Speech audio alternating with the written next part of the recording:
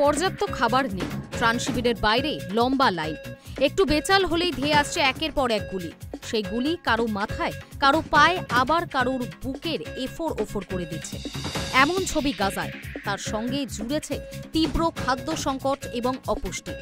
আর এই অনাহার ও অপুষ্টির শিকার হচ্ছে শিশুরা। গাজার এক হাসপাতালের প্রধান জানিয়েছেন, গত 3 দিনে অপুষ্টি এবং অনাহারে সেখানে 21 জন শিশুর মৃত্যু হয়েছে। গাজার আল শিফা মেডিকেল সেন্টার জানিয়েছে, হাসপাতালগুলিতে প্রতিদিনই অপুষ্টি এবং অনাহারে আক্রান্তের সংখ্যা বাড়ছে।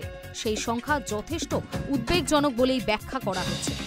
শুধু অনাহার নয়, তার সঙ্গে প্যালেস্টাইনিদের বাঁচতে হচ্ছে ইসরায়েলি হামলা থেকেও। যদিও প্রতিদিনই হামলার তীব্রতা ক্রমশ বাড়িয়ে তুলছে ইসরায়েলি সেনা। এক সংবাদ মাধ্যম সূত্রে খবর, এখন গাজায় খাদ্য সংকট চরম সীমায় পৌঁছেছে।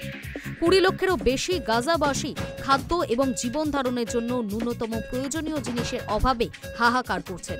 বাঁচার উপায় ত্রাণ শিবির, কিন্তু সেটাও যেন প্যালেস্টাইনিদের কাছে মৃত্যু ফাঁদ।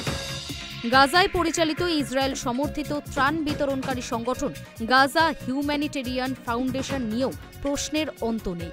তাদের ত্রাণ শিবিরে খাবার আনতে গিয়ে প্রাণ হারিয়েছেন এমন মানুষের সংখ্যা নেহাতই কম নয়। তবে তারপরেও সামান্য খাবারের জন্য প্রাণ হাতে নিয়ে ত্রাণ শিবিরে ভিড় করছেন প্যালেস্টাইনিরা। যদিও অনেককেই খালি হাতে ফিরতে হচ্ছে, ত্রাণ আনতে গিয়েও অনেকেই খালি হাতে ফিরছেন। তথ্য অনুযায়ী জুন মাসে গড়ের সৌদিপাড়া ত্রাণ কেন্দ্রটি খোলা ছিল মাত্র 11 মিনিট।